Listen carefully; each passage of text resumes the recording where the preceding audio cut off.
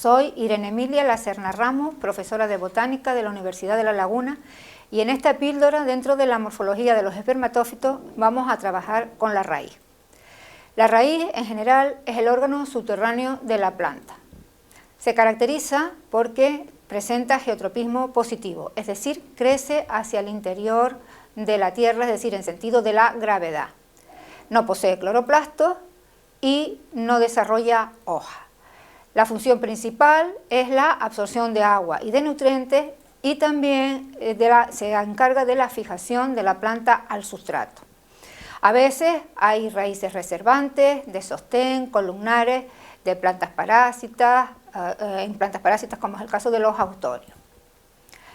La raíz consta de un meristemo apical donde las células están en continua división y es por donde se va creciendo la raíz.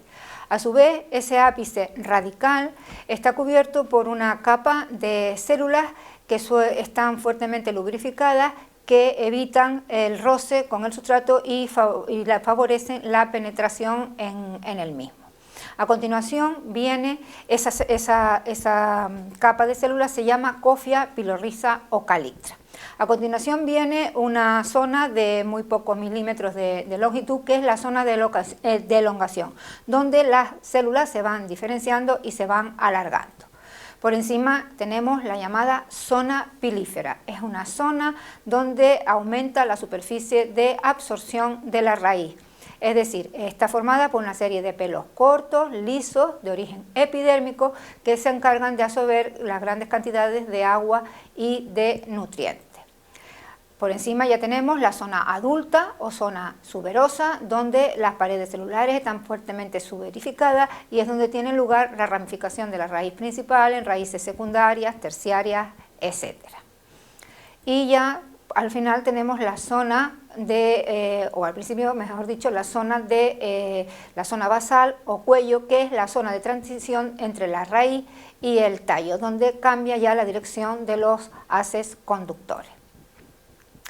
Nos encontramos con distintos tipos de raíces. En primer lugar tenemos lo que se llama raíz axonomorfa, pivotante o monopódica, es decir, la raíz embrionaria es la que crece, nunca deja de crecer y queda como eje principal, y es a partir de ella donde se desarrollan o se ramifican el resto, las raíces secundarias, terciarias, etc. En el caso de la raíz ramificada, esa raíz embrionaria principal deja pronto de crecer y es sustituida, no está bien manifiesta en todo el eje de la raíz, y es sustituida ya por raíces secundarias y terciarias. Este es el sistema de raíces alorrícicos o la alorricia, es donde la raíz principal, la raíz embrionaria, es la que se desarrolla. Luego tenemos las raíces fasciculadas, que son aquellas en donde la raíz principal degenera rápidamente y todas las raíces son del mismo tamaño, de la misma longitud, más o menos del mismo grosor. Son las raíces fasciculadas, fibrosas o en cabellera. Estas son raíces de tipo homorrícico, ya que son raíces no de origen de la raíz embrionaria, raíz principal, sino de raíces de origen caulinar, de raíces caulógenas. Además de las raíces típicas, nos encontramos con raíces modificadas, tanto aéreas como subterráneas, que veremos después. Dentro de las raíces modificadas aéreas tenemos las llamadas raíces adherentes, son raíces de origen caulinar que nacen de los tallos y que sirven para que la planta se adhiera al sustrato o al soporte, como ocurre, por ejemplo, en el caso de la vid. Se da en plantas trepadoras. Las raíces columnares son raíces que parten de ramas aéreas y crecen verticalmente hacia el sustrato. Sirven de soporte de la planta. Se da, por ejemplo, en muchas especies de ficus, como es el caso de Ficus macrophylla o en el caso de Ficus bengalensis. Las raíces fúlcreas son muy parecidas a las raíces caulinares, es decir, son raíces aéreas que crecen hacia el sustrato, sirven de soporte para la planta, pero la diferencia es que nacen del tallo principal y no de las ramas secundarias. Son típicas, por ejemplo, de los pándanos. Los neumatóforos son raíces que parten de raíces más o menos subterráneas que están en suelos encharcados donde hay poca aireación, es decir, hay poco oxígeno libre. Entonces la planta emite unas raíces verticales aéreas hacia la superficie que favorecen la absorción de oxígeno y la respiración, por tanto, de las mismas. Se da, por ejemplo, en los mangles.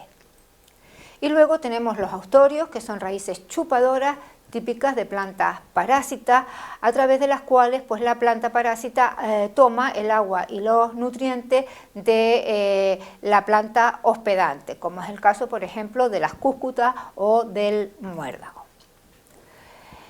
En el caso de las raíces subterráneas tenemos, en primer lugar, las raíces tuberiformes. Las raíces tuberiformes son raíces secundarias que se engrosan por almacenamiento de sustancias de reserva en su parte basal. Son muy parecidas, como se da por ejemplo en el caso de la dalia. En el caso de las raíces tuberosas también son raíces secundarias las que se engrosan, almacenan sustancias de reserva, sobre todo hidratos de carbono, pero que se engrosan sobre todo en la parte apical de la raíz, no en la parte basal, como ocurre por ejemplo en el caso de la chufa.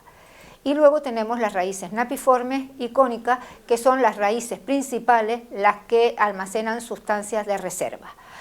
Cónicas, como por ejemplo el caso de la zanahoria, y napiformes, son no son alargadas como las cónicas, sino son más o menos redondeadas, como ocurre por ejemplo en el caso del rábano, en el caso de la beterrada o del nabo, por poner algunos ejemplos. Esto es todo. Espero que te sirva de ayuda, y este material supone un aporte didáctico a nuestro manual multimedia de prácticas de botánica.